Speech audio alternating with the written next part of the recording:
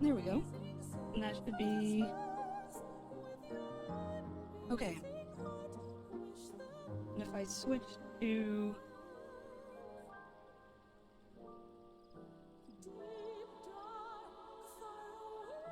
switch here, does that change? No, okay. Cool. I'm handling this.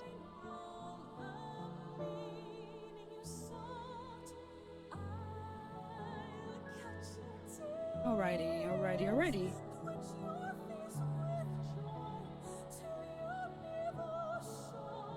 Oh, I have to test something real fast.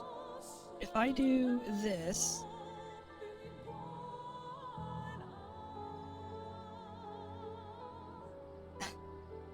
Yes!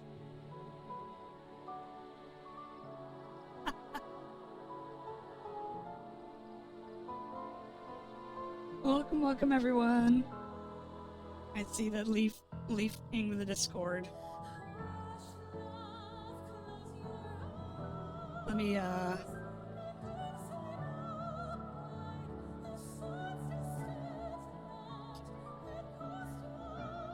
do this, and then we'll change this to,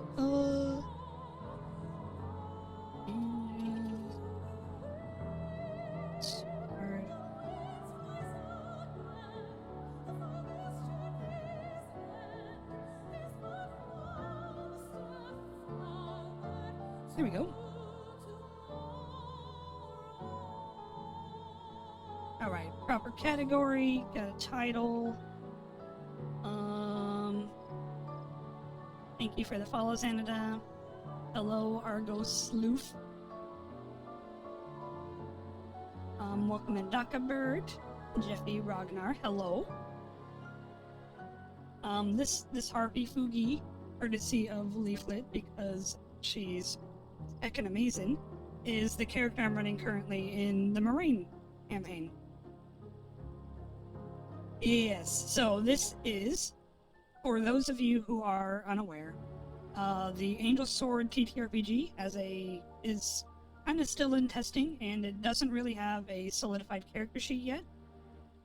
This was one that I made a long time ago, initially for my first forays into character creation in Angel Sword, when I was helping test it.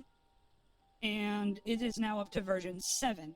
Version 7 has added this crafting section on the right here. It's added some clarifying notes. It's removed the level thing that was pretty outdated. So we're gonna go through all of this, and I'm gonna essentially go through how I run this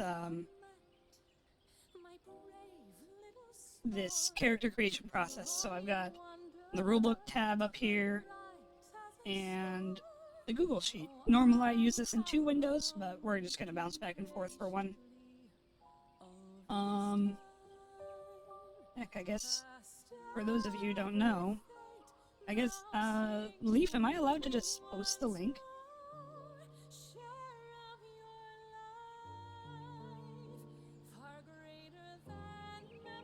If you're here yet?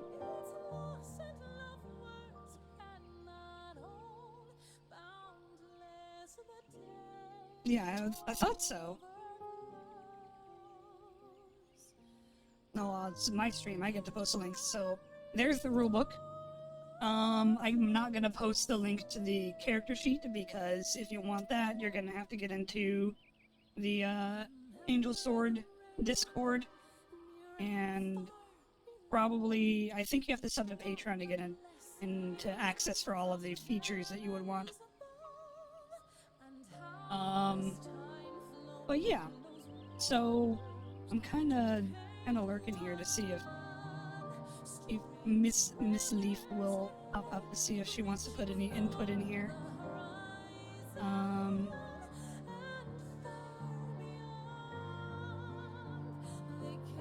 Give me a second.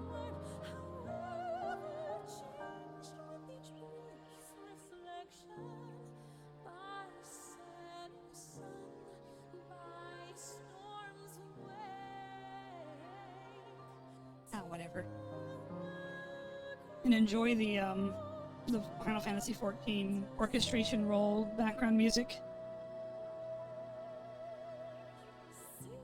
Alright, so one of the first things that I've noticed people always had problems with of this sheet is it is not just this. It's not just this page.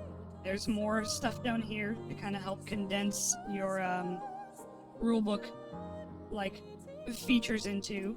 But most importantly, there's tabs. There's tabs for your abilities, for your inventory, for planning, to drop images into. There's tabs. Please utilize the tabs. The tabs are your friends.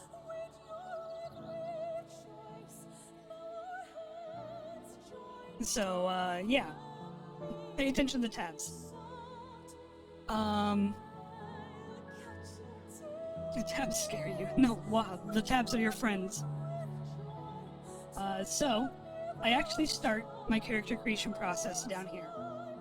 This section here is essentially a condensed version of the rulebook that instructs you to main stats, what your stats are, what the arrays are, what they do. Honestly, I should probably add notes to all of these that match the descriptions here. And that way you can, on a glance, in fact, I'll show you what I mean. So you can add this tower. Of course, it's not in order. So you can insert a note. If you insert a note, it just pops up like that when you mouse over the cell. So that's all over this sheet, so you don't have to go searching for skills descriptions in the rulebook once you have them. You can see what the derived stats up here are for, the formulas that derive them. Extra notes for clarification. So there's a lot of stuff on here that I essentially tried to put as much on here as I physically could, just to help everybody out in understanding this. Oh my goodness, I'm not used to multiple conversations. Yeah, so this is your one-stop shop for pretty much what you need to do most of the time. You'll find on this first page. Everything else you'll probably find on the abilities page. So we're gonna start down here, character creation array, and we're gonna start over here. What do we want to be? So we have about 17 gajillion choices of what to do.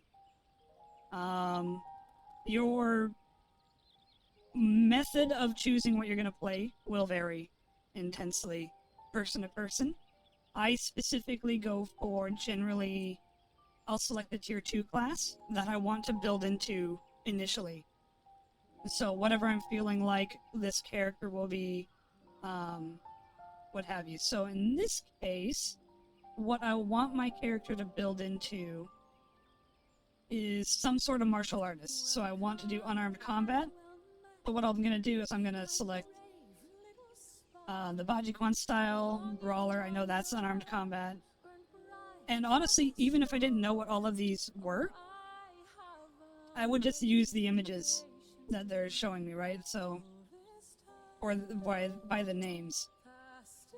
Yedo style, I'm not going to take you. Ninja, maybe? We'll put ninja in there just in case. Might want some abilities from that. One more wave pump style. There you are. Alright. So those are going to be my choices for how I want to build things, with ninja being the least likely, right? And then you can go even further. It's like, what do the tier 3 martial artists build types lead into?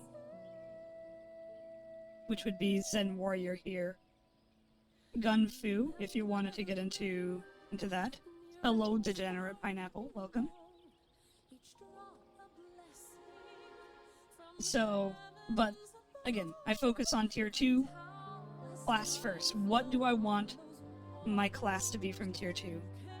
Then, using the information in this, well, if I want to be Bajikwan, if I want to be wave punch style, or brawler, I need martial artist. So obviously my tier 1 class is going to be martial artist. Because if I want to do punching, I have to have martial artists to do any of these. Ninja being the exception, where I need rogue mastered.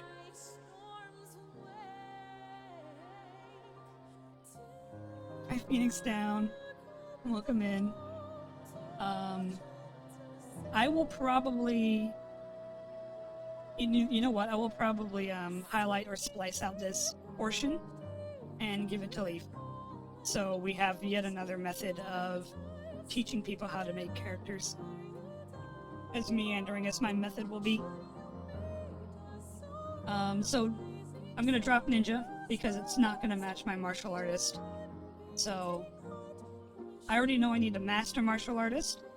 And I'm keeping this simple. You can get really complex with breakthroughs or partial masteries to get a lot of different abilities. I'm gonna keep this very simple, where we're gonna master a tier 1 and start in a tier 2, or the normal character creation process. So we've got our classes that we want to go to, and this is literally just, I felt like making a martial artist. I want to punch things in the face. This is how you do it. Now, what race do I want? You can choose a race that benefits directly into martial artist and what you want to do. Honestly, all of them do. Some of them can do interesting things. You could be a fae. You can be a teleporting martial artist. Chimera with fight or flight gives you a lot of mobility and spammability in terms of abilities once a combat.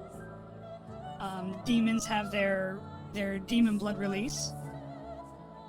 Humans are a very strong choice for pretty much everything. Yokai have a lot of unique sub-races that have a lot of varied abilities. Hey Disowned, hey Phantom Master Zero. Welcome in, you guys.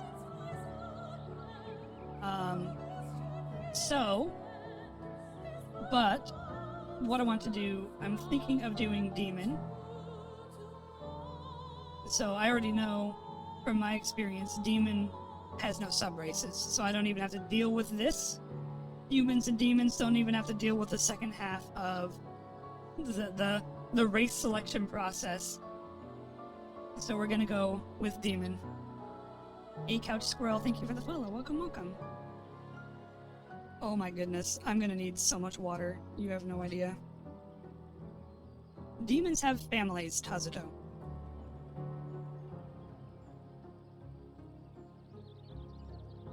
So, we're gonna choose demons, and before we even get into any of all of this, hey Phoenix Down, thank you for the follow. Welcome. Before we get into these families and what they give you, our main focus is the initial character creation. What abilities am I getting from Demon? Right? So, once we have the race selected Demon, what abilities am I going to get from this? We're going to get power, +1 to power and +1 to reason. So, just 1 power, 1 reason. There we go.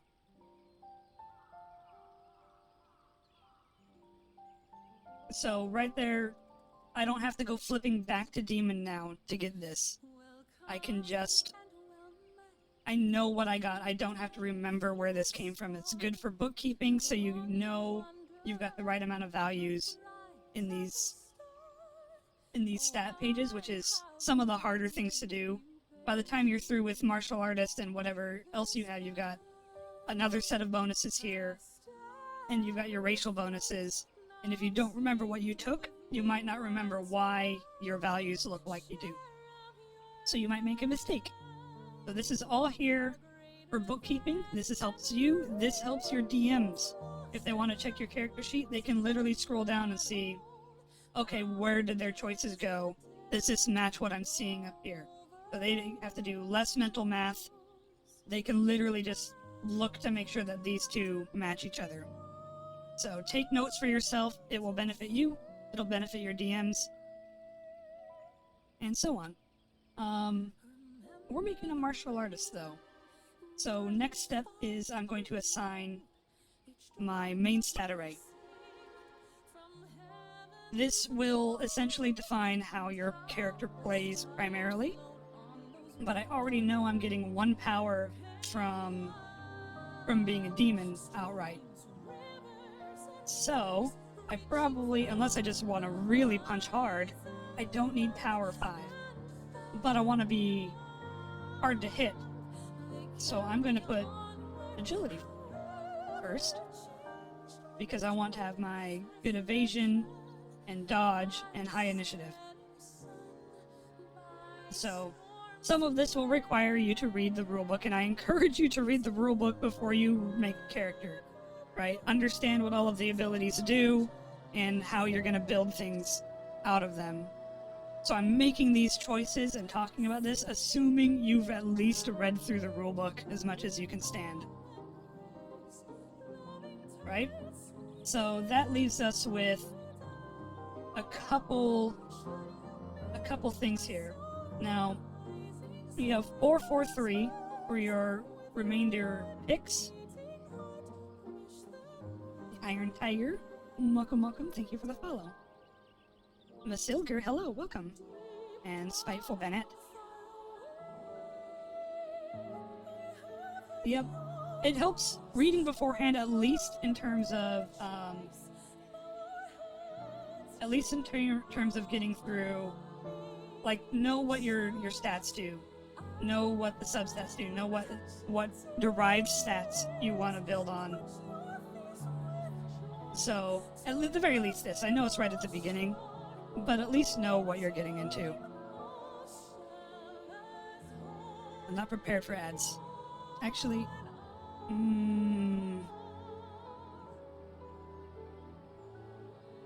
yeah, we're gonna pause. Alright. As I normally do when I'm playing MMORPGs in story mode, I am going to pause here and run ads, because the ads are going to run anyway, and I don't want anyone to miss anything. I'm also going to get rid of the pre-rolls, so anyone joining fresh will just get right into it. So we're going to take a short break to run ads, make sure the pre-rolls aren't running for anyone, and then we'll be right back. So don't go anywhere, we'll continue this. Or go somewhere, I don't whatever you want to do. Go get up and stretch and grab a drink. I'm going to.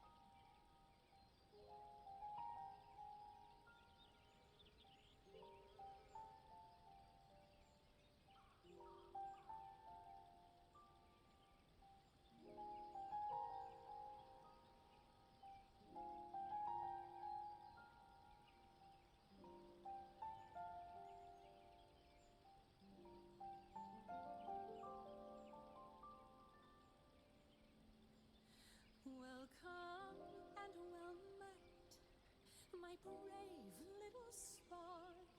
How long you've wandered, burned bright as a star. Oh, I have awaited you patiently all this time. Past every fate, now sing with me once more. Share of your life, far greater than memory. It's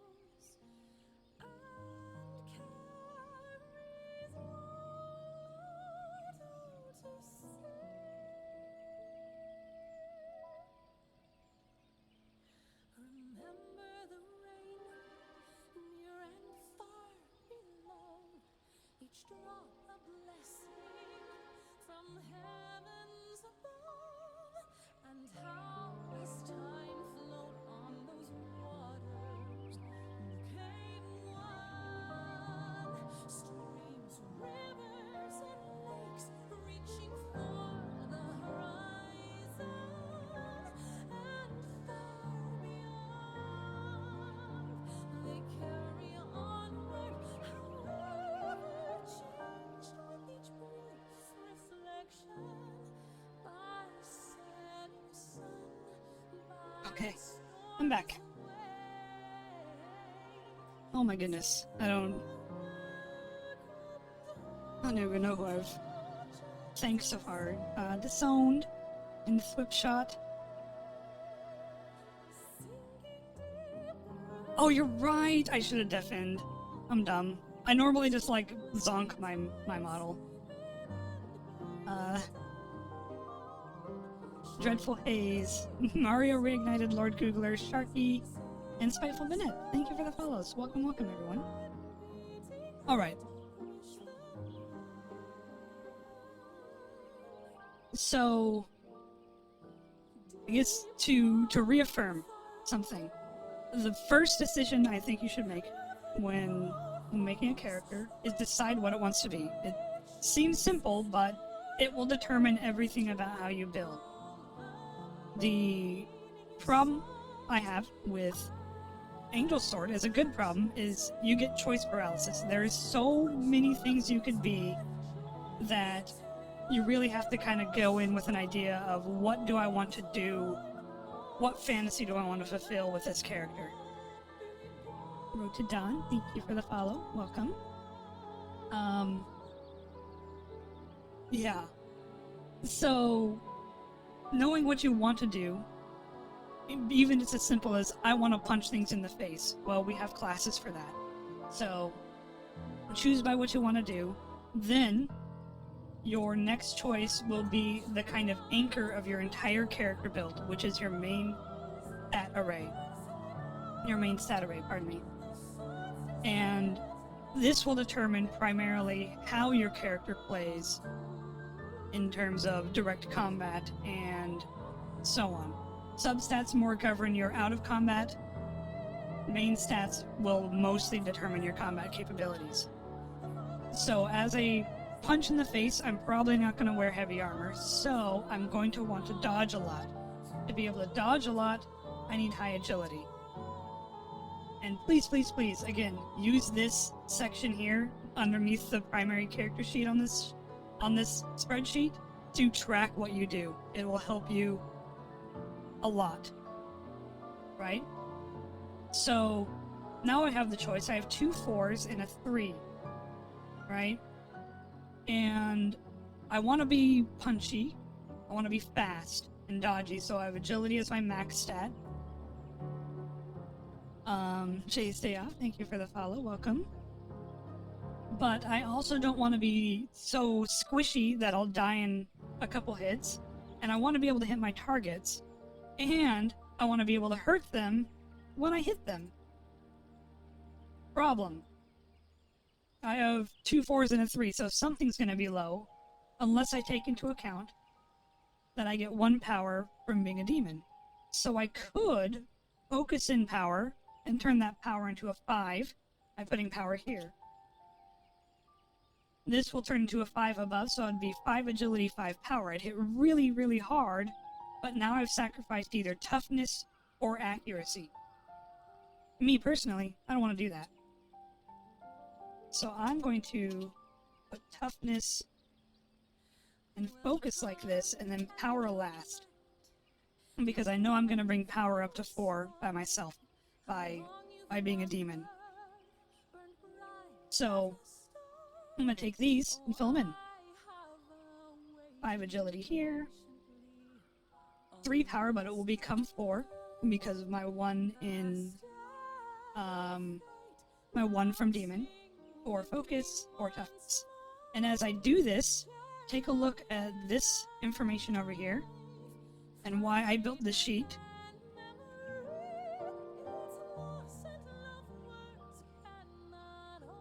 So, thank you for the hydrate, Mario. And thank you for the follow, Akatsuki. And welcome, welcome.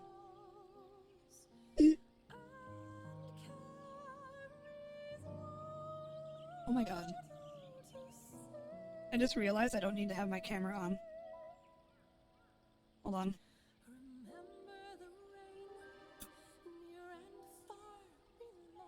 Oh my goodness, the mute emote is so cool. Alright, so let's zero these out. Actually, I'm just gonna copy them so I can put them back in faster. let's zero these out. Pay attention to this section over here. Unmoving Great Library, thank you for the follow, welcome, welcome. So keep your eyes in this orange section here, the combat info. I'm gonna put my stats in there. Get back in again. You see what they do? They auto-calculate for you. So you can see in real time what changes your stat choices are going to be doing for your abilities to do anything in combat. So I know I'm going to be pretty evasive passively and very evasive actively, but I'm not going to be relying on dodge or guard or block at all. Right? So this will inform how I build my character even further once I start getting into the ability bonuses you get from classes as well. Next step, equally important, but less so for combat, you're going to have your substats, which will generally govern your skills here. Right? So I am a punchy martial artist, which means I'm probably going to want these here, acrobatics and athletics, so I can jump and tumble and climb and do all that kind of stuff. So automatically those are probably going to be my most important for my chosen, so I'm going to put fitness as my 5 for substat array. I also get 1 reason from being a demon, so that means all of these are just going to be a little bit stronger for me than what I choose. I'm going to make a very straightforward martial artist. I'm going to put my cunning as my dumb stat, because she's not going to lie. She doesn't have to lie or deceive or sneak. She's just going to come out and punch you in the face. Similarly, she's going to be kind of a baka in terms of dealing with people. She doesn't really have to negotiate with people. People don't let her negotiate for them.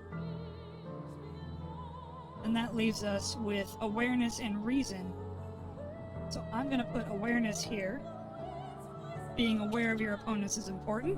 Being able to spot ambushes is important. And reason here. Which lets me do this. 5, 1. Reason will be 4 and not 3. Because I'm a demon, I get 1 reason.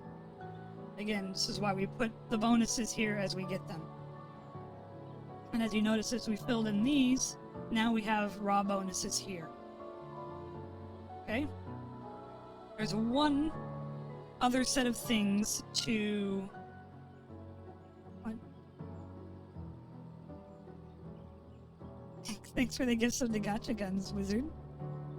Mr. Wop. Mr. I'm a mage, here's my shotgun.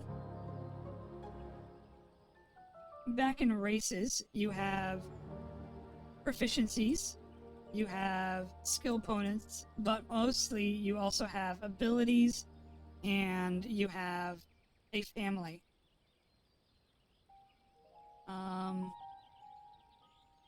This will be fun. I believe, did the demon families used to have a set skill set that they could choose this +5 for, or now is it just like a, if you can convince your DM that's related, then it's a go?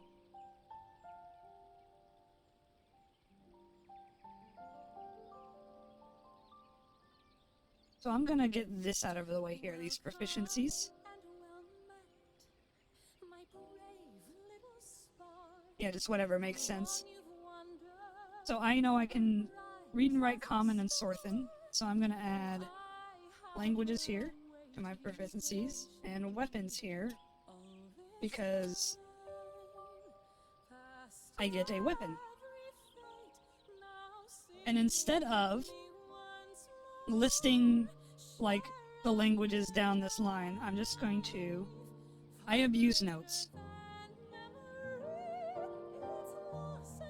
So now if I go to languages, I can see what they are, but it's not going to take up a million boxes to do languages. And I'll come back to weapons later, but I will probably leave a note for myself that just says... There we go. I know I get 1 demon proficiency.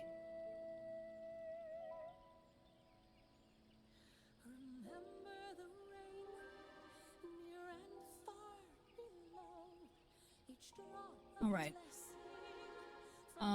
We also get plus 5 skill points in a skill relating to your demon clan, and we get a handful, and we get 5 skill points in one of these.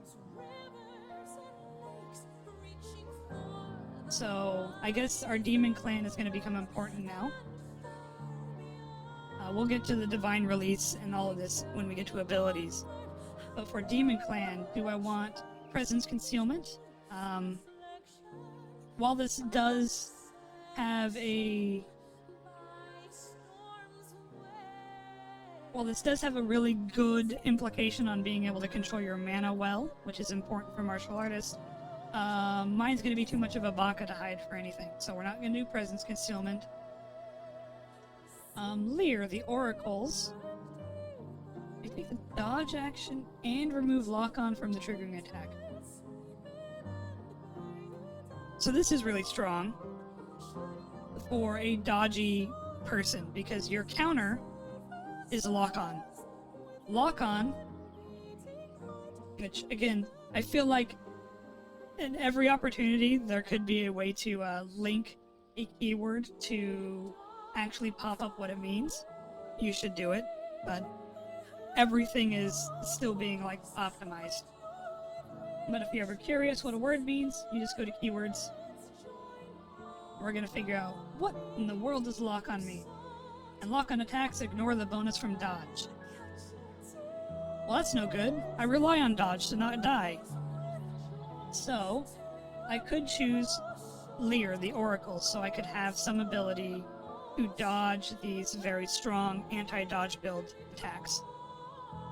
There's also Mana Burst, which is the let's hit real hard, real fast, where I get 3 more accuracy, do 3 more damage. I can do this as an interrupt during my own turn, so if I'm gonna miss, I can Mana Burst to go a little bit harder, hit a little bit harder, and land the hit. Very good for reactive, I really need to hit this. Very good standard thing for I'm gonna beat something up in the face. The rest of these can be good. These are situational, and you can do quite a bit with them, but in terms of what I want, it's going to be one of 2. It's either going to be Mana Burst or Predict, but since my character is going to be a baka, we're going to choose Mana Burst. So, let's write in that our sub-race for Demon would be the family, and our race is Demon. So there we go. Which now means I can fill in this. And what 5 points of skills can I kind of reason out to be appropriate for a soldier? Perception I could reason out. Soldiers need to be able to observe and see their enemies. History, if you study the history of warfare. Medicine, if you're the medic as a soldier. But I'm probably going to do athletics for free. So there's my 5 points from Demon.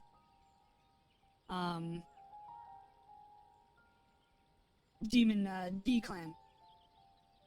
Next is I'm going to have 5 more points from one of these. None of them really match too well for my build, but the idea of having a history of warfare, of having studied, I like that, so we will take 5 points in history. Which means I'm also going to add this to my derived everything. So I have 5 athletics and 5 history. This way, again, if I'm coming in here and wondering how the hell did I get these skill points, or the DM is wondering how the hell did they get these skill points, they can see where I derived everything from. Right? Important to keep your notes. Hey, Vito. keep notes. This will be on the test.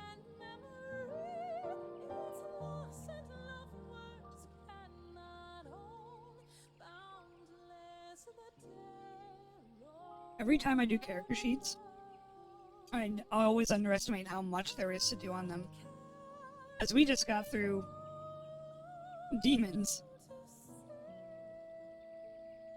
Yes, this is the version 7 sheet, Vito. It's up on the Patreon right now, or not the Patreon, the Discord. It might still say version 6, but it is actually version 7.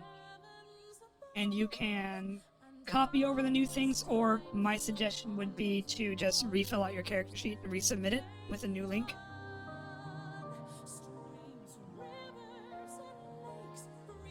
So, thank you for the follow, Vito. This is about what we can do now for dealing with classes, or dealing with the very beginning. We've got our race, we've got our stat arrays, their derived stats are done, we've picked out our race's class skill or race's skill bonuses, we've got our proficiencies from our race, sort of. Now it's time. Thank you, Calmar, for the follow. Welcome, welcome. Now it's time to start dealing with abilities and classes. So first things first, I'm going to get the demon abilities squared away. And honestly, I literally just copy and paste. Shamelessly, copy and paste. If you want to copy and paste without, or if you want to paste without ruining the formatting of all of this, you just enter the cell and then do Control-Shift-B, which will clear formatting from whatever you have copied, and just leave it clean. So we know this is... Let's bring these close together so I can bounce between them better.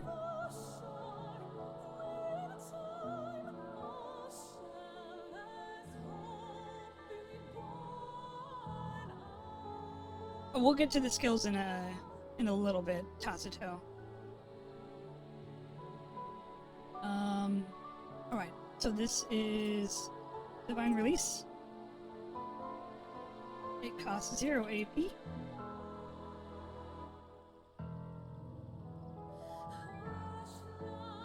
has the keyword transformations.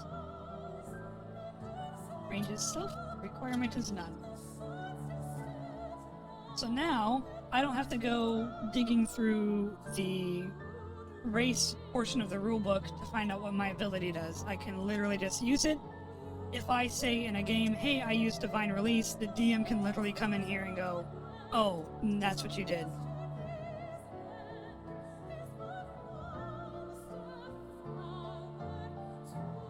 That would be nice. I don't know how that would work for Excel's the Excel format.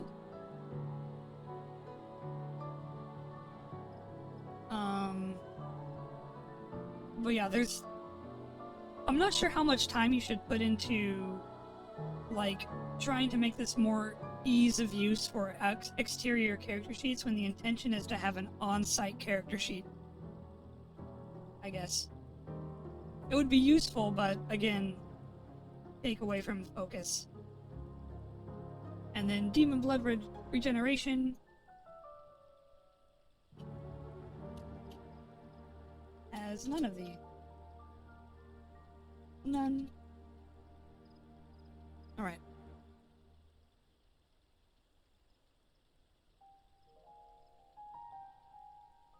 The point is, Tazuto, this character sheet is a stopgap. It's to make something that people can use that is uniform, that is relatively easy to populate, does some auto calculations on the first page.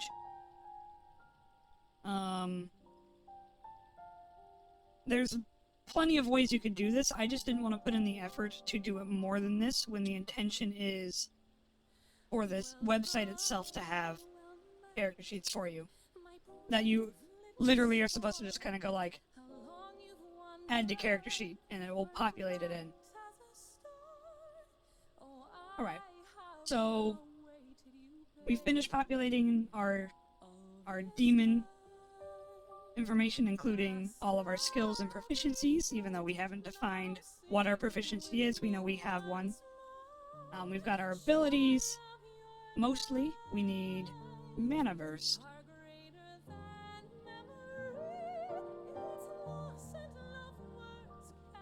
which costs 1 RP, 1 MP.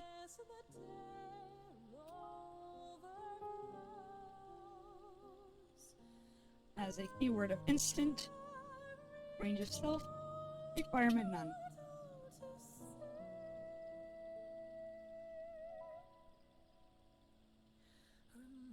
So this will be it for demon, which means I don't need that tab anymore. We'll keep keywords around.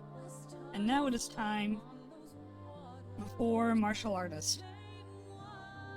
So now that I'm on the abilities page, I want to focus this down until I have what I want. I guess I should probably come over here.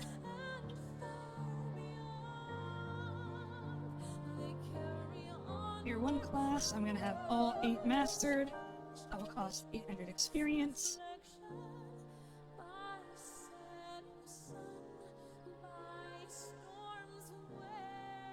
Again.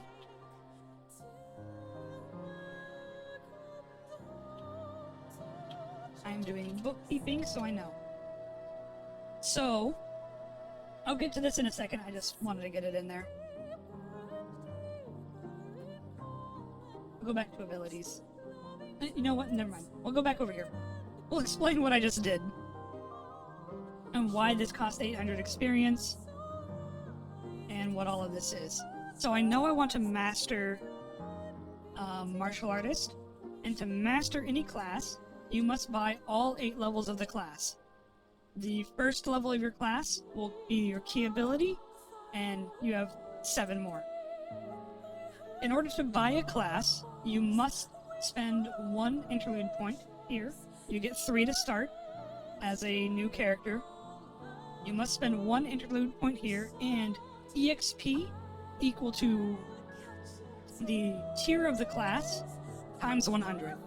So because a tier 1 class is, or because I'm going into a tier 1 class, it costs 100 experience to buy the first level of this class, and then 100 more experience for every other level of that class. That seems like a confusing way to say it. Why not just say it costs 100 experience to buy it? Because once you hit a tier 2 class, it takes the tier of the class times 100 experience to buy that class. So because I only have 1,000 total experience, let me just minus that out there.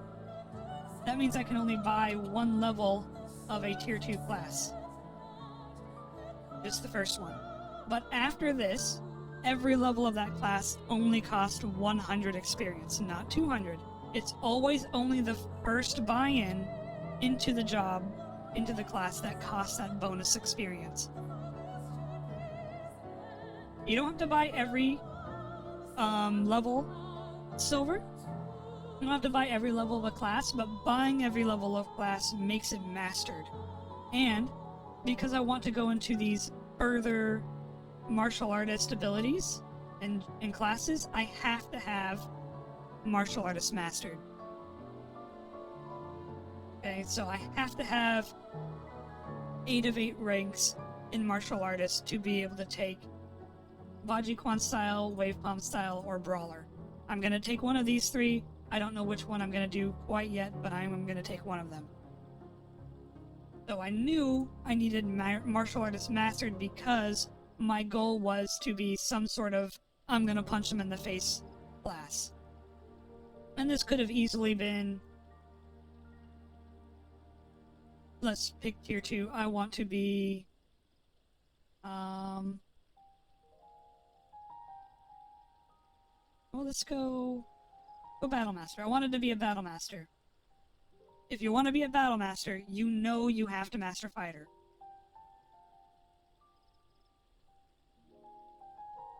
that is a decision you will have to make, Jay Stay Off. There's a breakthrough for that. Where is it? It's called Early Ascension, right? You can take this at character creation. It is limited in the fact that it has to be. Does this fits for like if it says Mage Mastered or Fighter Mastered, right? Or does it have to be any class mastered? I guess would be my question for clarity. Yeah, I didn't think so. It has to be. It's only for the broad spectrum ones. So, for example, I couldn't take any of these with Early Ascension because they have a specific class. Night Xeris. But there are ways to skip the tier 1 mastery, and some classes require, like, you have to know one spell and be proficient with one melee weapon.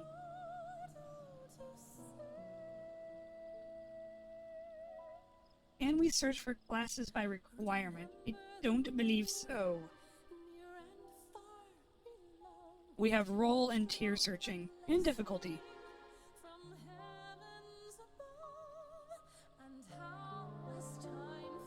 But, it would be useful, I think, to be able to do that, but, I still think it's viable to just literally look at the pretty pictures, look at the roles, click into them if you think they're interesting, and if you want to play that, then backtrack. Like if you want to be a Hussar, and you're looking at their abilities, you're like, oh, Cavalier. So you need to go back and make sure you master Cavalier before you go to Hussar.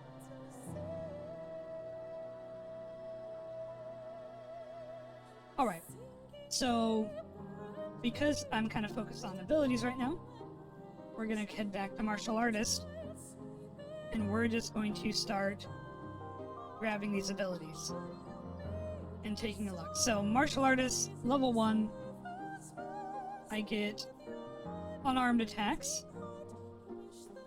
So what I'm actually going to do is add that as a proficiency because it says so. I also get some skill points, and I get the ability to use Discipline.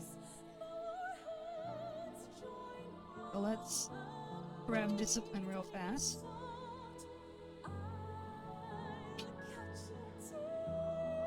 I have been tempted to add a class source, but honestly, if I wanted to know what class it's from, I could just do that.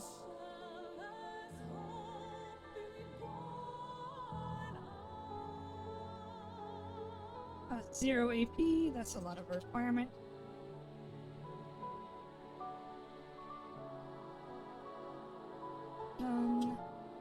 Is that self or none? I don't remember.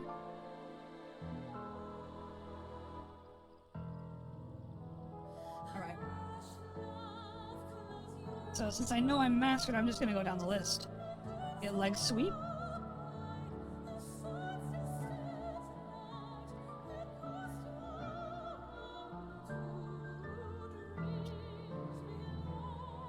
Leg swept. And I'll be honest, normally this is more efficient for me because I'll just throw the class up on the second monitor. I don't have to do this tab bouncing that I'm doing. But I'm kind of demonstrating that you can totally do this on one screen.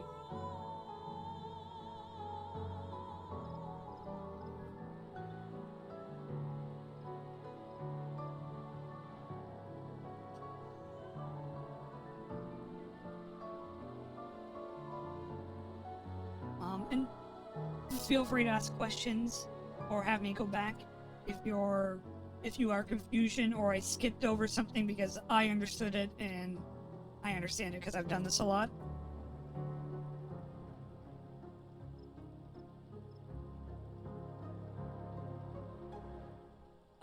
Some do.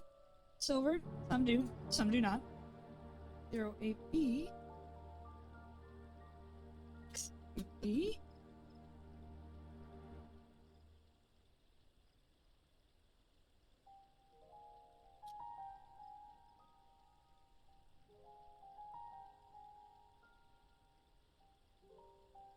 Unless you're human, in which case you can be a level 2 in a tier 2 class.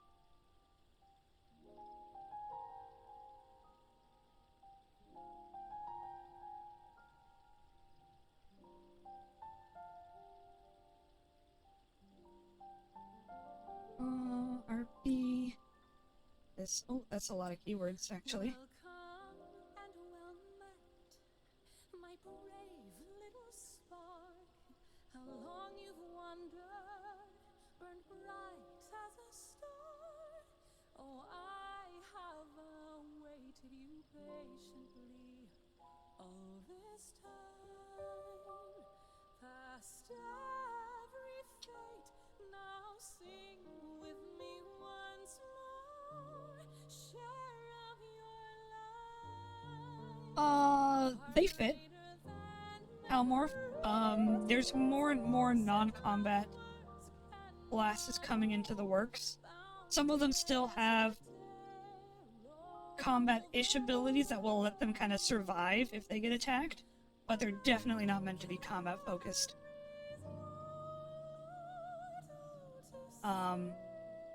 The system focuses on battle because, honestly, battle mechanics are probably the hardest things to get right.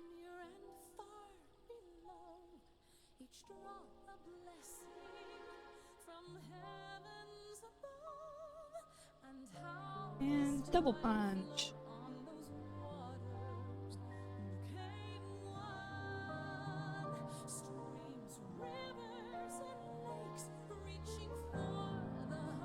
Maybe. Maybe.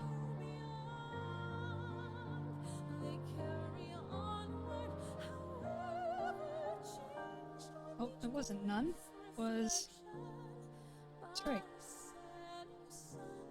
Alright. So, that tackles my demon abilities. That tackles my. My martial artist abilities. But what I haven't tackled is these skill points I get from martial artists here, the boost to fitness, the choice of what to boost from those, from the soul, and these here for my own self. E-zone trigger. So, why don't we grab... Well, let's take a look at this. So, we know we're gonna choose acrobatics, perception, insight, medicine, intimidation, or get an expertise in common knowledge. My other choices are acrobatics, perception, insight, medicine, intimidation, common knowledge. What am I not getting out of this? I think they're both the same. So, that means I'm going to take acrobatics for myself, and then perception for myself. Alright, and again, always,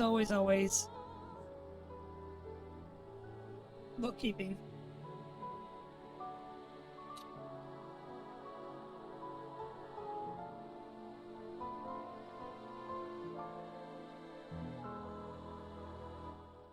So now I don't have to worry that I've spent my 10 of my free skill points.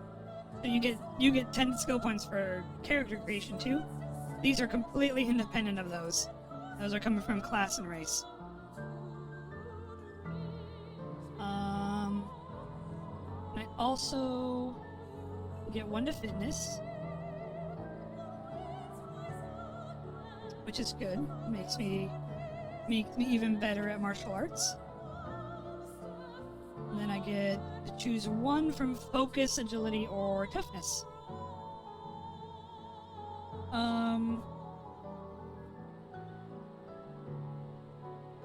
So this is tricky for people who have come to Angel's Sword from things like D&D or Pathfinder 1st or 2nd edition. where you're focused on the big number. You want the big number, you want to have high to hit, you want to have high damage, because enemies will be very, very difficult to hit. In Angel Sword, your hit rate is low until the enemy gets tired. Once they get tired, you're going to hit all the time. Your goal is to force them to become tired quickly by throwing so many punches that they have to avoid it, or by you yourself avoiding their punches while you whittle them down. So I have a choice as a punchy martial artist. I could focus on focus. I could hit them more often to force them to dodge more often or block more often. Or I myself could decide to be a little bit harder to hit and wear them down that way.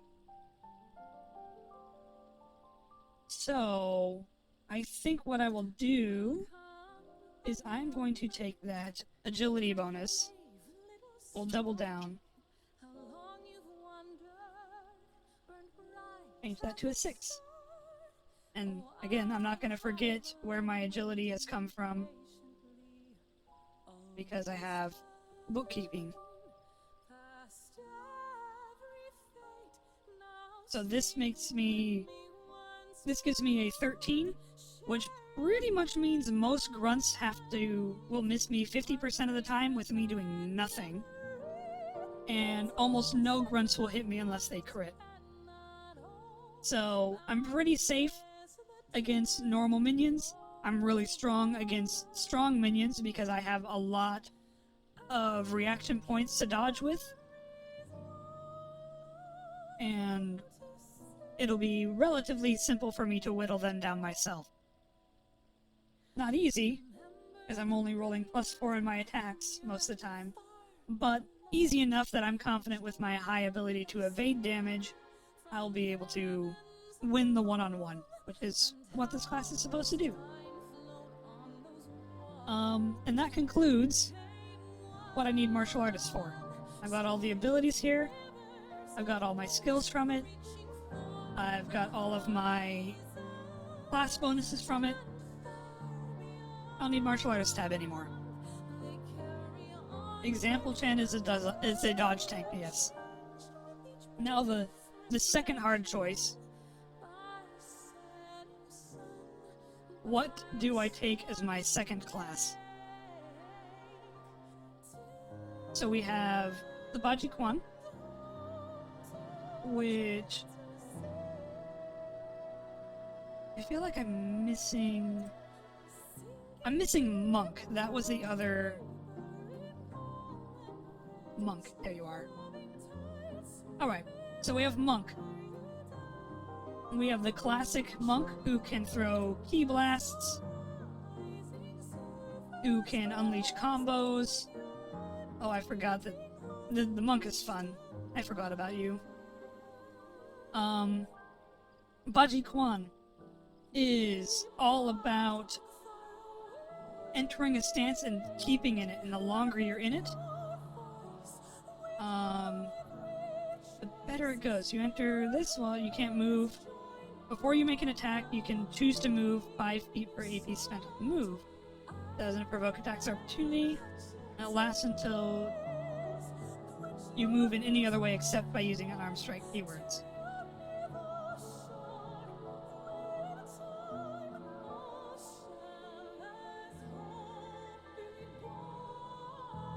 And this is also important. Here's your passive. When you move toward an enemy as part of their abilities, your attack deals 2 extra points of damage for every 5 feet of movement. So, the goal, then, of this class is to enter this stance, and then use unarmed strikes to move towards the target to add bonus damage. This will combo great with martial artist, because you have things like leg sweep and then rushing knee drop, which allows you to move for free towards anyone who's prone. So you can do mega big damage if you set it up right.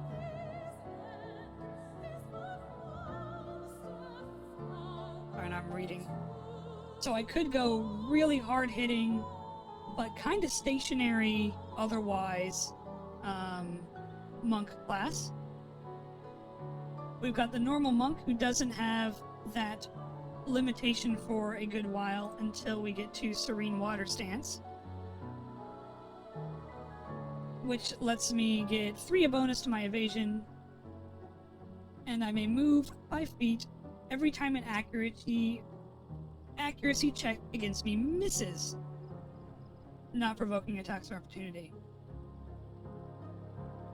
Lasts until I enter a distance stance or use the block action. Or move unless it's moving using this ability. So, if this class is murder them slowly or murder them by moving towards them, this class is all about dodge tanking to the extreme. We have Wave Palm style. Again, we're looking at... I selected all of the monk tier 2 classes, essentially, the martial artist ones, just to see what I wanted to do, because I knew I wanted to punch, I just didn't know how. So, the Wave Palm style gets Mana Sight. That's really strong. So you can see, you essentially get to see the MP bar of enemies.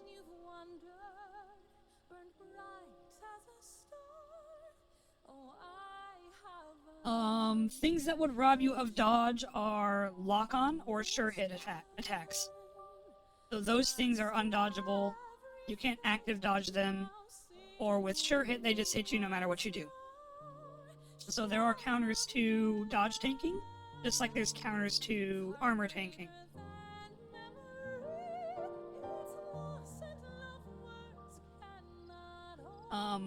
For example, if you want to go super dodge tank monk, you know what counters you immediately right out the gate?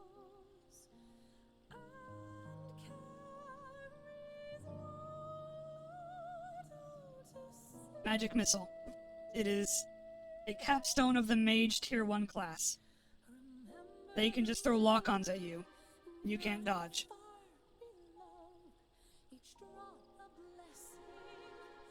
So,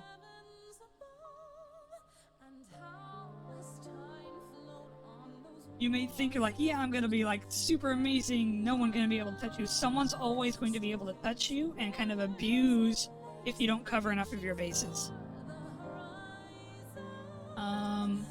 What does the Wave Palm do? So you can see mana. Wave Palm 1. Ooh, increases the mana cost by the amount of stacks applied. And if the triggering attack makes the number of total stacks exceed the target's current mana, they lose mana, and then take true damage double to the amount. That's... This is the Hyuga leaf. This is just the Hyuga class. You have Mana Sight and Jukin. Mystic Eyes of Light Perception. 360-degree vision. Leaf, this is the Hyuga. Hero Duck for the follow. I am blaming Ira and his freaking love for Mystic Eye classes. Disrupt E. Oh, this is good. And so you can use, and this is a combo strike. This is okay. Oh, that's brutal. If you use 2-point strike and then use 4-point strike, you apply Wave Palm 3, which means every ability that costs mana for them costs 3 more. And if they can't pay that, they take true damage every time they try.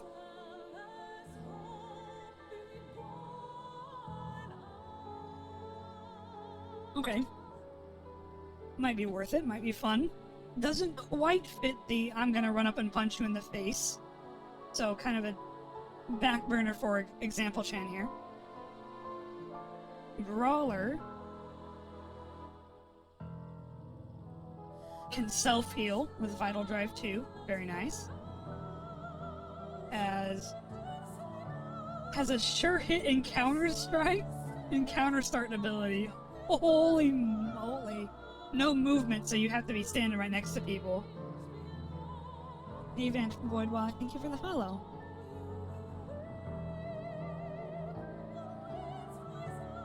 Wind up punch. Apollonia, thank you for the follow. Welcome, welcome. Okay, that hits really hard. Counter stance. Really counterattack.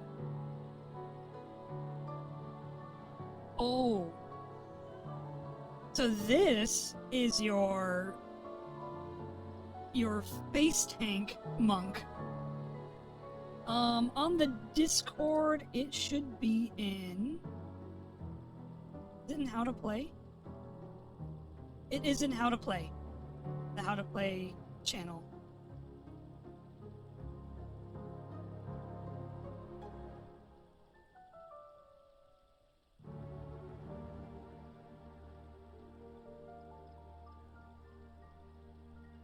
That's just the Rinnegan, isn't it? Well, that's strong too. So this does kind of match the I'm gonna punch it in the face, but I'm not built to take advantage of this counter stance.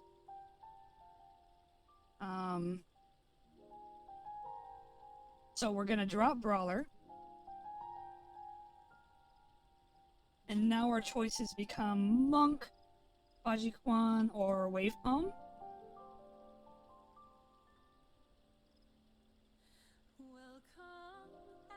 We have plenty of just normal... You know what? Let's do this. We're going anti-mage. I've changed my mind. We're not just punching things in the face. We're stabbing them with mana. So I'm going to come over here to my core, and we're going to do Wave Palm style. There we go. And since I only have the one ability with them, I only get Mana Sight.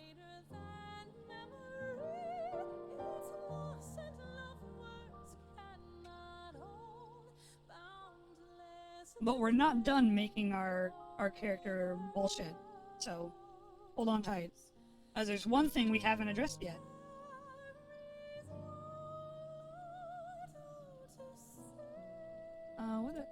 This was quick. There we go. Alright. So now that I've got Mana Sight done, my abilities are done. So right now I am essentially ready to play. If I wanted to go above and beyond and make things really easy for myself later, this is where the leveling planner tab comes into play. So I know I'm going to want to master Wave Palm. And there's 7 levels of that. It's tier 2. This would be class level 2, 3, 4, 5, 6, 7, and 8. And now what I could do, you don't need to do it now to play this character, but for future reference, I can then just go in here, fill out the abilities that I want, and then as I get them, I can literally just copy and paste them over into abilities over here.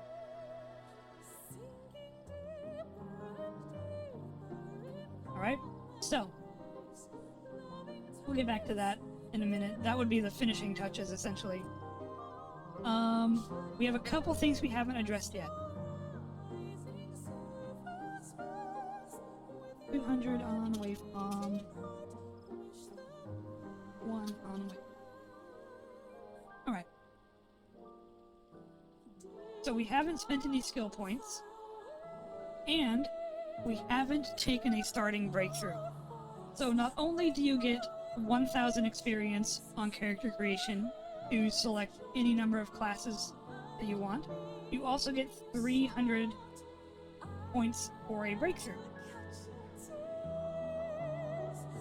A filter here, Leaf, would be great if you could filter in by like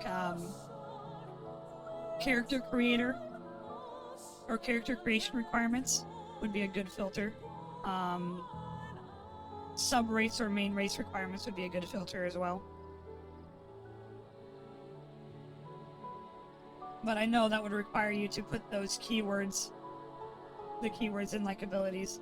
So, for those of you who are familiar with Pathfinder and D&D, breakthroughs are kind of like feats. They're a little bit stronger. They do a little bit more most of the time, but they're pretty much like feats. So you have things like Divine Luck, for example. Once per rest, you roll 2 dice, and you take the higher result. 300 EXP to buy. I have 300 free points. I could have Divine Luck. A common, very popular choice is Early Ascension, which lets you skip directly to a Tier 2 class, provided you meet these requirements here. There is also, where is the other one? Slow Starter. This reduces your starting EXP by 200, but you gain 2x EXP as you gain it until you've gained 1,000 total. So this puts you behind everyone else. You'll start with only a level 1 class or tier 1 class mastered period, but you will surpass your friends very quickly if you take this. But what I am going to take is this right here. Improved Demonic Divine Release. This kind of goes into understanding what Divine Release does. So, a demon can Divine Release. It costs 7 HP per round. And you take 7 HP damage when you do it. But you gain more guard, you can fly, you get 1 additional HP, and if you fall to 0, you can continue acting as you bleed HP without going down. This is a very strong, incredibly strong ability that is hindered by the fact that you're burning HP to do it. Improved Demonic Release reduces your maximum HP by 14, twice the damage you normally take, but you don't take any damage from upkeep.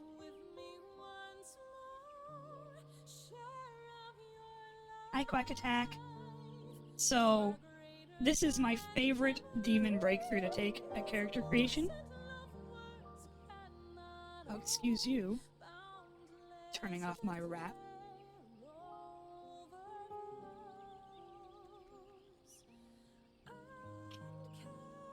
Costs 200. It requires me to be a demon.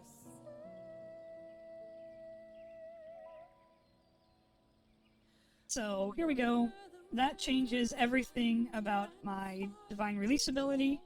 So this is something that I can potentially do every fight and just become a monster. A flying monk, a flying martial artist with extra AP and higher guard and the ability to do continued action even after you down me. Very powerful. At the cost of when I use it, I go from 40 HP to 26. So, I can't get hit. But I can hit real hard.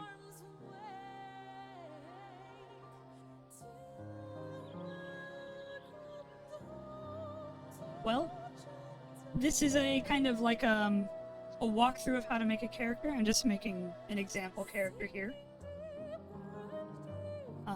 Using the Excel spreadsheet character sheet. I'm definitely thinking about splicing this out of this VOD and having it available for people to watch through.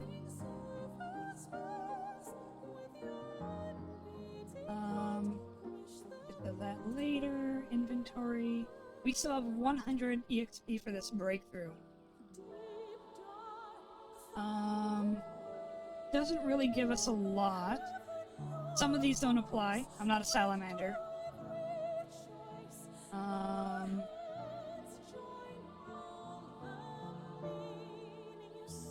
I could be a bully.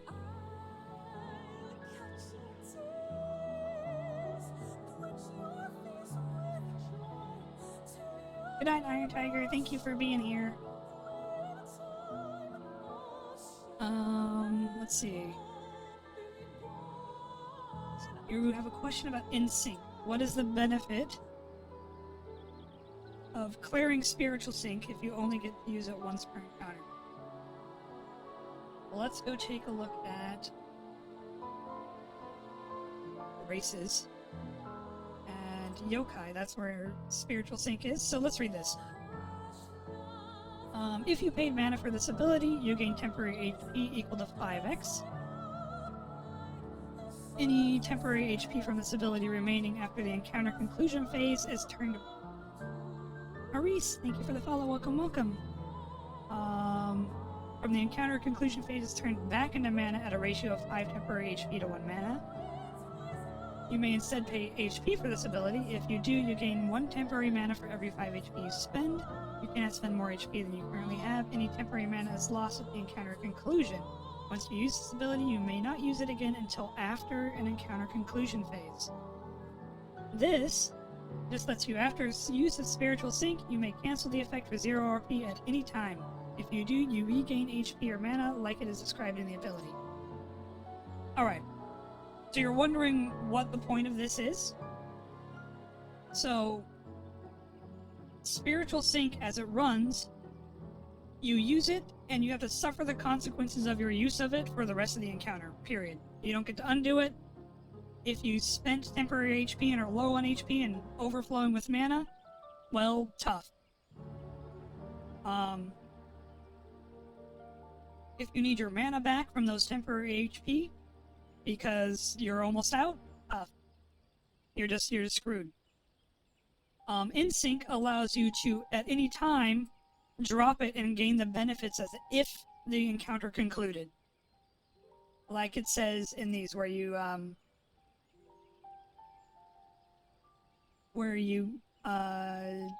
everything reverts, essentially. So, this allows you to do it at any time. It doesn't increase the amount of use you can do per encounter, but it does allow you to save yourself from a mistake, which is why it's only 100 EXP to buy. It doesn't really revolutionize the ability like some of these do, but it definitely does allow you to backtrack making a mistake or having an enemy counter what you did. That makes sense?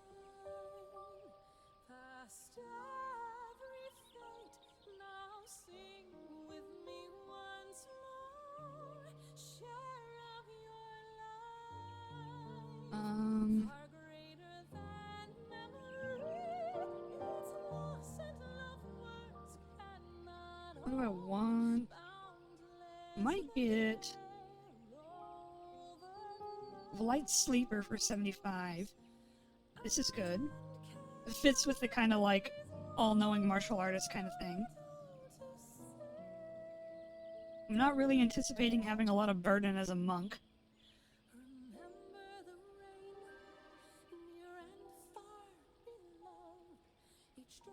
Yeah, we'll get Light Sleeper.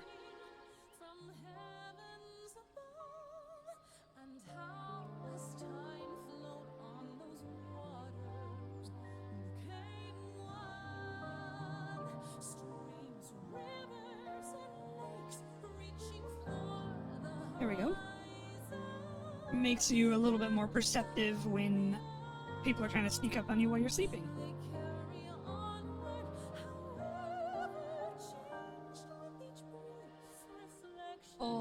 Okay, so that's breakthroughs. Gonna go back over to core. We're gonna zero that out because there's nothing I want to buy for 25 points. So we're done with that. What else do we have? We still need to choose a proficiency from demons.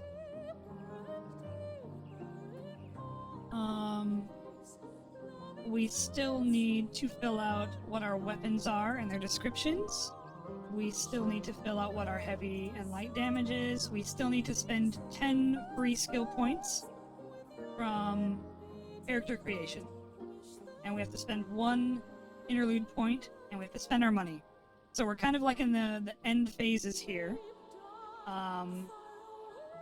Yeah. Alright. Before we get into this, so people, again, don't miss out and don't get pre-rolled to oblivion when they arrive here, we're going to take a short break to run the ads and get rid of the pre-rolls. Feel free to get up and stretch, grab a drink, get a snack. We'll see you back here in a couple minutes. Let me just... BRB, background... move that over here. That's good. And then, because Leaf reminded me, I will do this.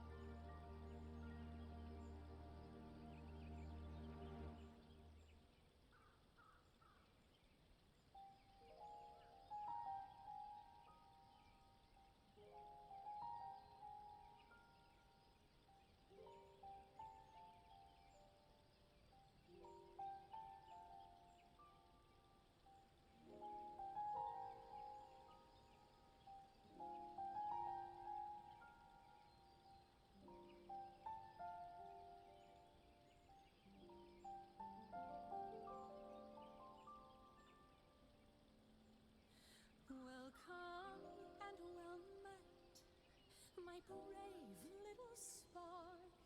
How long you've wandered, burned bright as a star.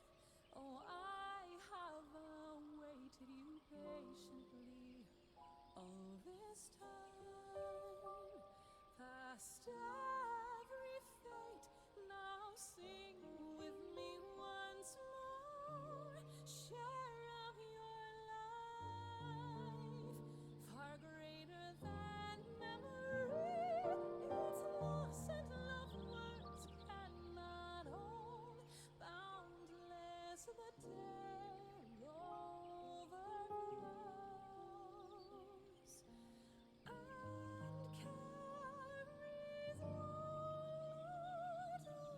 see.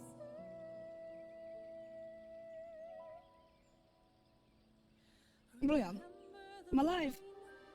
Near and far beloved, each drop a blessing from heavens above. Alright. And The final stage is... time float on those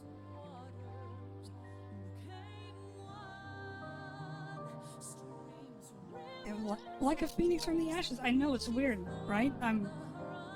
Because I'm not a phoenix. I'm definitely a harpy. I can fly. Phoenixes can't fly. Harpies can fly.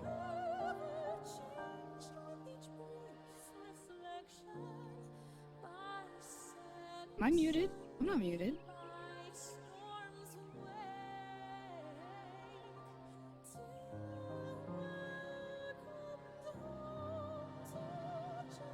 Alright.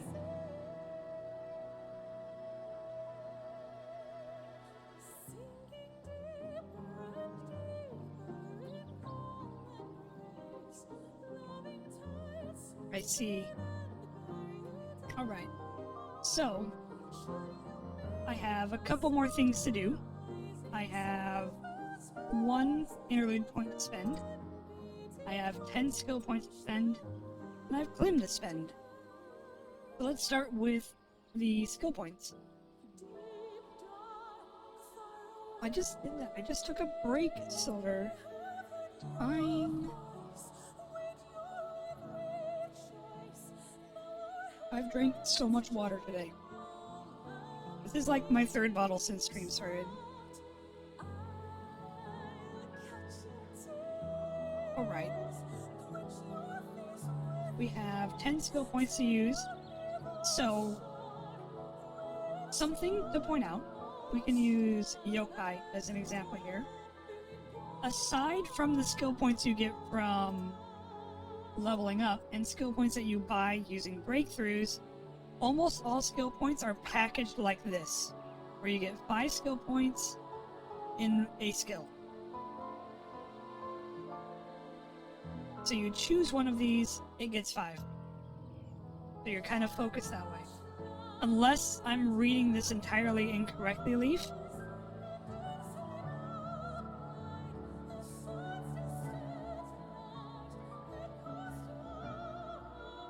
Oh, I'm glad you asked, Hazuto.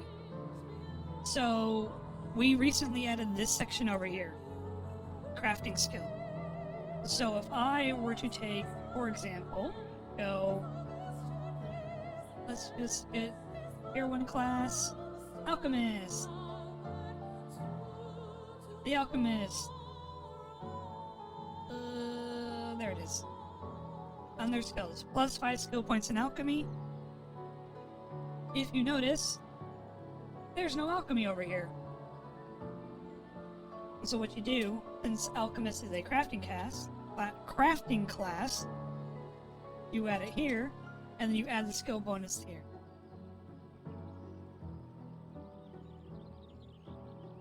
So it's a completely separate thing. It has no stat bonus.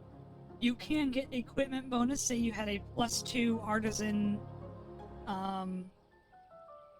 alchemy kit that someone made for you. You can add it there to demonstrate that you have a bonus there.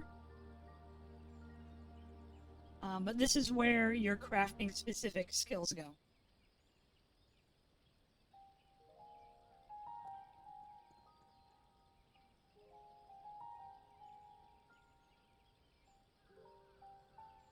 But yes, notice how these are like kind of package deals, and how I've gotten like, I have 5s in multiple things instead of like 2 or 3 or 1s and a whole bunch of little things that my class and race let me. Your real flexibility with skills comes from your skill points from character creation and bought skill points from breakthroughs.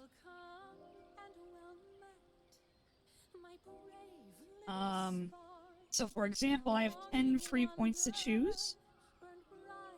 What am I going to do? First off, we're going to do a little bit in insight. I'm going to put 2 points there.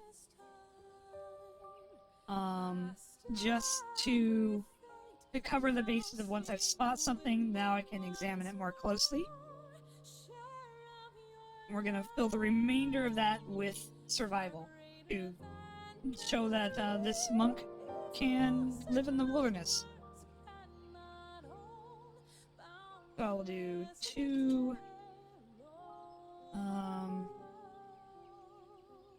I remember what I did. 2 insight. 3 survival.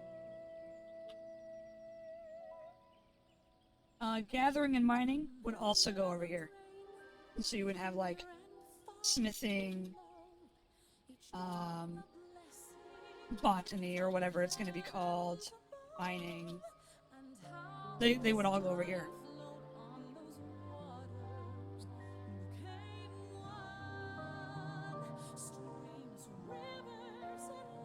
That still leaves me with 10 more skill points. I could pump up, like, athletics. Maybe get athletics up to 16. I think you're really strong with that.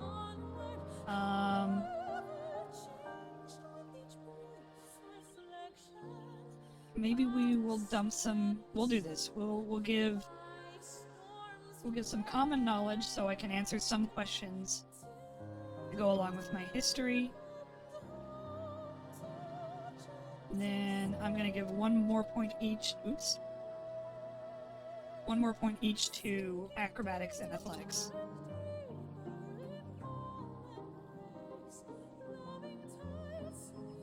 3 common knowledge.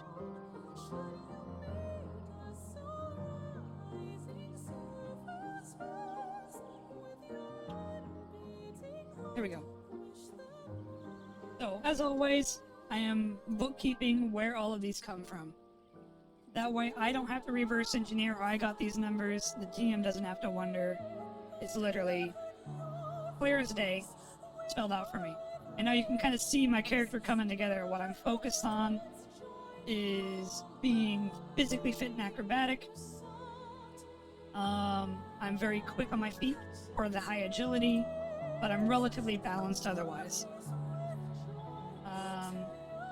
We have Flim, but first I'm gonna unarmed strike. List that there. And then what I'm gonna do is grab martial artist. You give a description for your unarmed strike. I'm just gonna throw that in the unarmed strike note so I know it's not improvised. But now when I look at unarmed strike, here it is. It counts as a light weapon. Guess I should fill in my... There we go. And again, all of these notes, you just hover over the tab, it will tell you how they're derived. So, again, less bouncing back and forth through the rulebook as you need to. You can literally just see what's going on. I also have a weapon proficiency. I know that full arm weapon type, so we'll just Control F. Control F is your friend. And we'll go back over to races and demon. Specifically what do you do? Proficiency in one weapon. So this is really good. So I can do quite a bit with it. However, looking at my character, the one thing I'm critically missing right now, the one thing that would be the perfect downfall of my character until I started flying, is range. I'm a melee fighter. I don't have any range whatsoever, so I'm gonna want to get something that solves that problem for me. I don't really want big heavy thrown weapons like a javelin. I don't want bows or crossbows or muskets, even though I could get one, because that doesn't really fit the aesthetic. I'm not really... I could take pistol, for example. If my goal, if my tier 3 goal is gun fu, I'm gonna need pistol or gunslinger. Or maybe gunslinger gives it to me. We don't know. Would it be a waste of proficiency? Am I blind?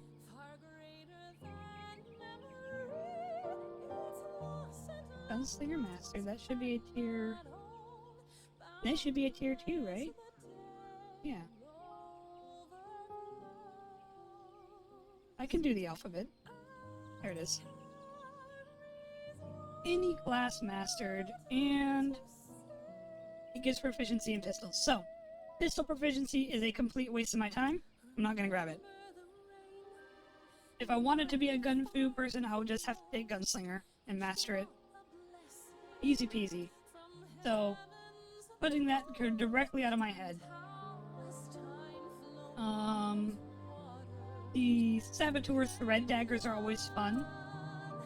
They let you draw and sheath them for free on your turn. You can throw them and pull them back. Very, very versatile weapons if you get a free specialty or weapon proficiency. But I'm probably gonna go with a set of missiles and get some shuriken. That'll fit a little bit more with my... She's not a Hyuga. So I'm going to replace this with a set of missiles.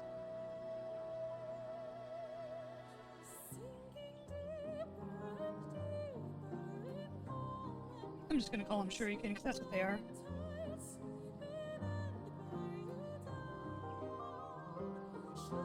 Okay, and then I want their description here. Again, so now I don't have to go to the rulebook to figure out what the specific rules of my weapon is. Okay. Now, first thing I need to do is learn that these are 500 Klim. So, these ills, we'll call them 1.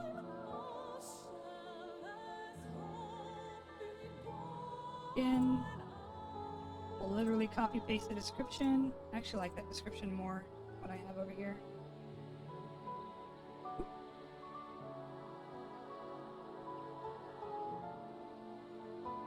And they cost 500 Klim. And as always, bookkeeping. So I'm gonna list the cost of each item that I buy off to the side like that until I know. I can literally just highlight and get the total, right? Because it's Excel. Our goal now is spend our 3,000 Klim and spend our last interlude point. Realize something? Here we go.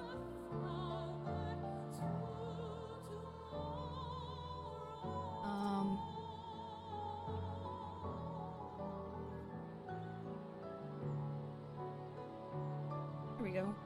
This is also important. I'm Mordanes. Welcome, thank you for the follow. So I have one interlude point, but I don't have... I can't buy a class with it because I'm out of EXP. So that means I'm probably going to use it on one of these, the interlude actions. And almost certainly on a job so I can get 300 extra Klim.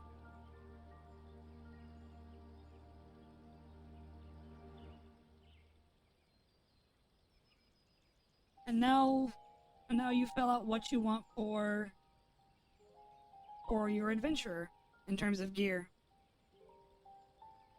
Leaflet? If you wanted to see what leaflet is, this is leaflet.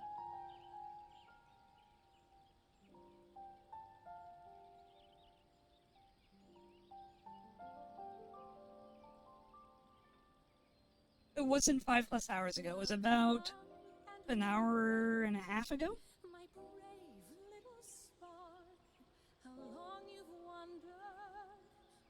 So, yes, she is a fairy chimera hybrid. Which means, yes, she knows fairy flash. So she can teleport.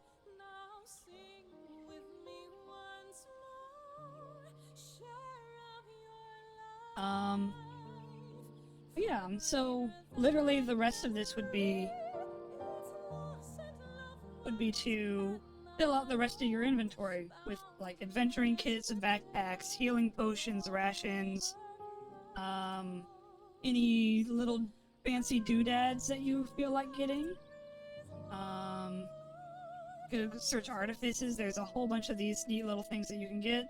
You can get elixirs, alchemist flasks.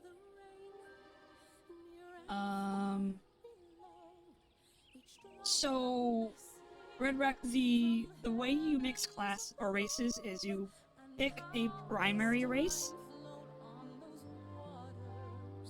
Come over here. So you pick one of these. So if you're going to be doing Fairy Chimera hybrid, you must choose Fairy or Chimera. So you choose one of these, and you either get the Fairy as your base race or Chimera as your base race. And then, instead of choosing, for example, if you picked Chimera as your base race, instead of choosing a Chimera subrace, you instead choose a Fae subrace. Or vice versa. If you choose Fae as your primary race, you would choose a Chimera as your base race.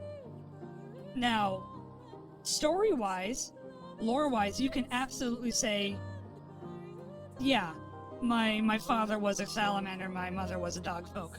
And the Fairy Chimera hybrid, your father was a salamander. You don't have any of his abilities as a salamander. Dogfolk overwrote those. But yeah, you wouldn't get any of the salamander benefits. You would only get the Fae benefits or the Chimera benefits. And this is because sub-races are really, really strong. Like, ludicrously strong. Let's take Dualahan, for example. Dualahans just can't be crit, period. End of story. All crits, null and void. They cannot get the full pierce, they do not get max full damage, they just hit you normally every crit. This is huge. They also get a free mount that they can turn into by themselves and dismount, and you don't have to like worry about feeding your mount or it dying, you just have your mount. Dualahan. Busted as shit. Let's look at Catfolk. Catfolk are the statistically most numerous race in the entire setting. They have night vision. They have faster movement speed. And they can fall 50 feet for free for no damage. On top of having, the Chimera is very strong. Fight or flight.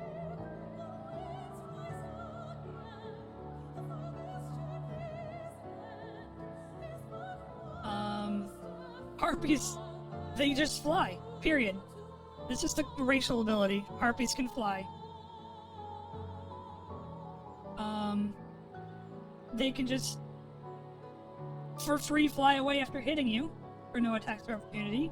And they have one of the strongest anti-air abilities in the game, which is Downburst. Statistically most numerous in the lore. The Catfolk are the most numerous race in the lore. So yeah. Let's do one other thing. Images! Do I have... You know what? I do. Alright.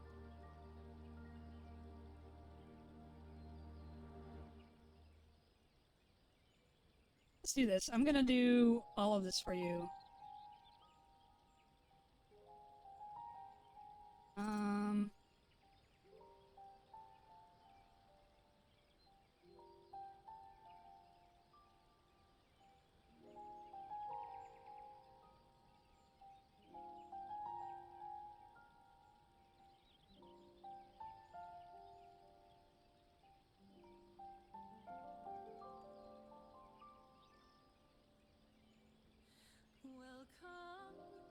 Hey Frederick, this is an online-only, free-to-play TTRPG that is currently in the later stages of beta testing right now.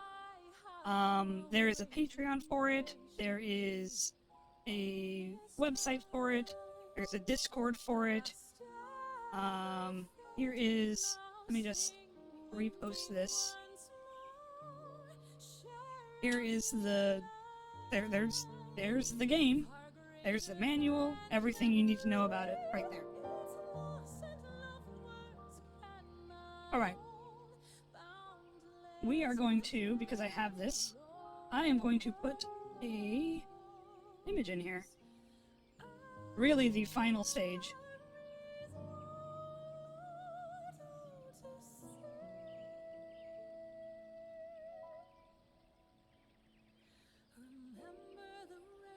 Here we go.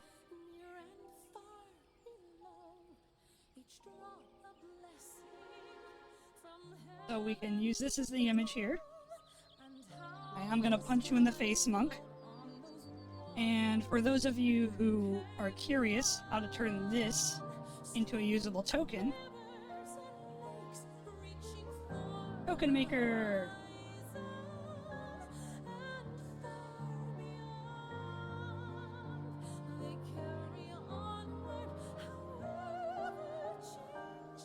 Classic token maker.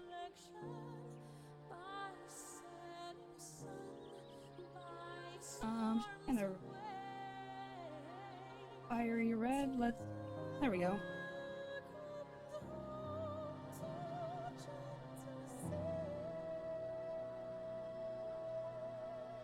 That, and then all you need to do is to download the token.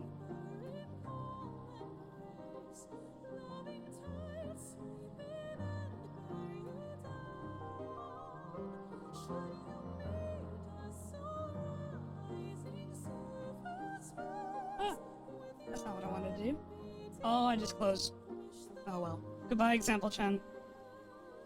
Your time here was short. I'm so sorry. No, don't worry. I'll get her back.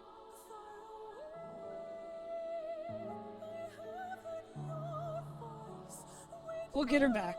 She's not dead forever.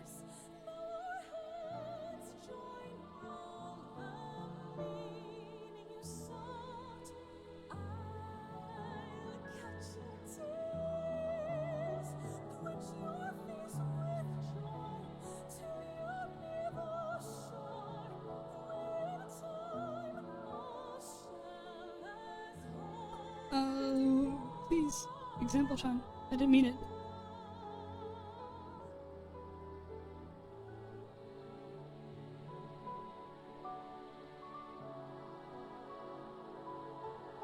There we go.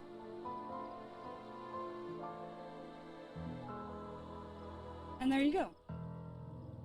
So functionally, this character is ready to go.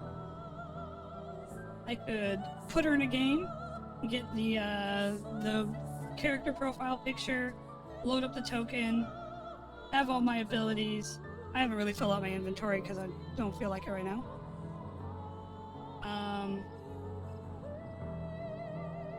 But yeah, so here we are. So that is like an almost 2-hour long walkthrough for character creation for Angel Sword TTRPG. Thank you for coming to my TED Talk.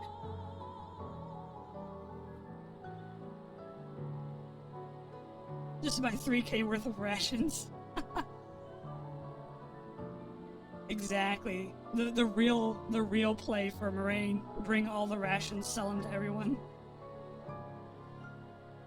Ah, Frederick, thank you for the follow. Welcome, welcome. I've been meaning to do something like this. I had originally intended to just kind of announce it on the Discord and pop into Leave. Thank you for the gift subs. But yeah, I was intending to just send a message in character on the Discord and it's like, hey, I'll teach you guys the basics of being an adventurer, and then just do this with the screen share. But I kind of wore out on Final Fantasy today, so I'm like, I have time, let's do it. So here we are. And now I have a recording of this. I can bring it up. I want to say I can highlight it, but I think I gotta clean up my highlights first. The Discord link? Leaf, if you want to link a Discord in here, hold on. Where the heck are you? Leaf, if you wanna link the Discord in here, you have VIP, so now you can.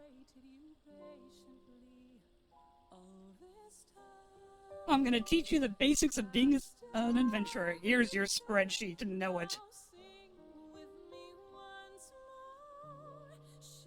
There you go.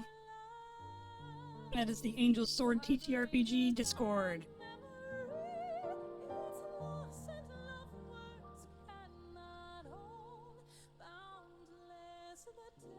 But yeah.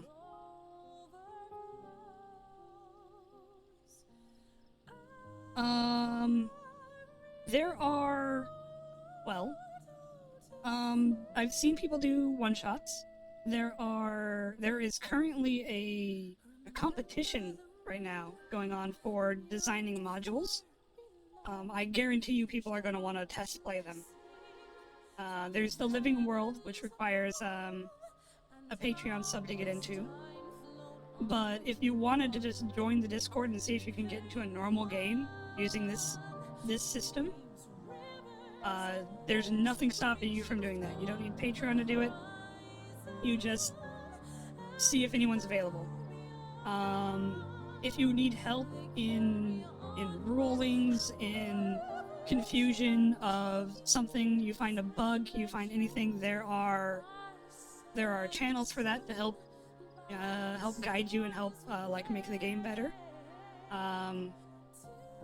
Feel free to use this with IRL DMing, especially if you're tablet gamers, which I know is pretty common.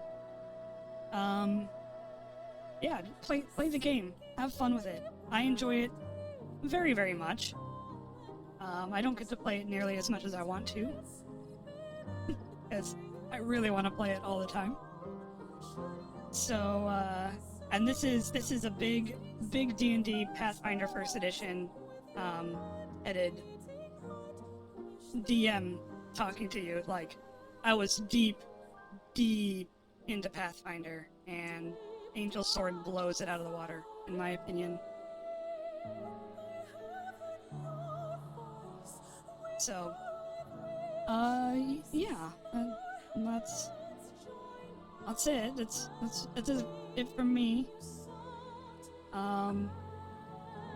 Thank you, Leaf, for the Fugi.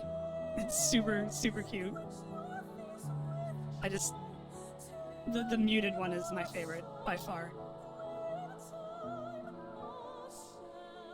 The deafened one is hilarious, but the muted one definitely my favorite. Thank you, Jays.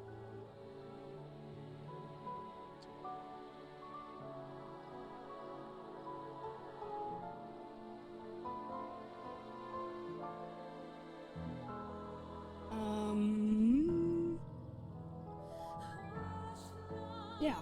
So, again, I will try to get this, like, spliced out and made available.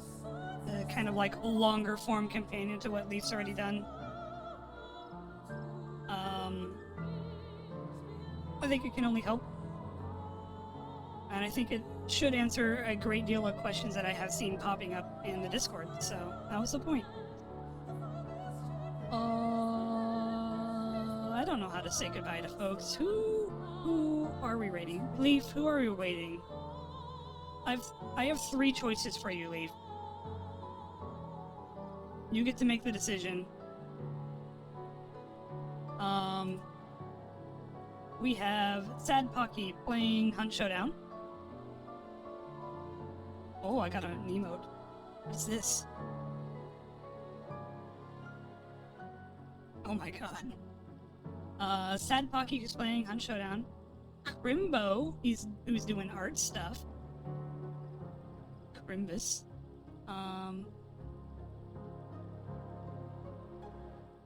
And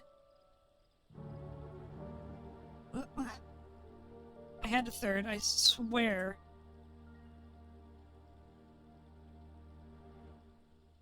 Oh. Anone-san. Playing Monster Hunter.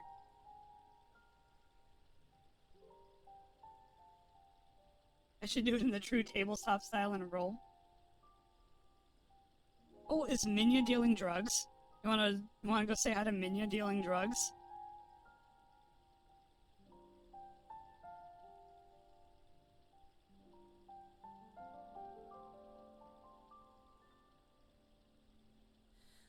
Say hi to Minya? Okay. We're gonna go raid Minya September. She is adorable. She's playing Schedule 1, peddling all the drugs. Oh, I have awaited you patiently all this time, past every fate. Now sing with me once more. Share of Compression makes it kind of impossible to read. That might be a problem. Oh. I see what you mean.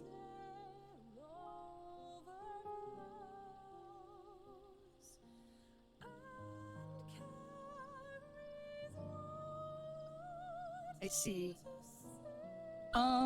Luckily it's not too terribly important to be able to clearly read what's going on, other than this was mostly a guide through the form factor of the sheet, so I'm kind of okay with it being a little jank to look at. I don't like it, but it's worked. Alright. Alright, say hi to Minya for me. Not like I'm not gonna be there as well. Yeah. Alright, goodbye. Bye. Thanks for hanging out, everyone. Goodbye. Bye. Bye. Bye.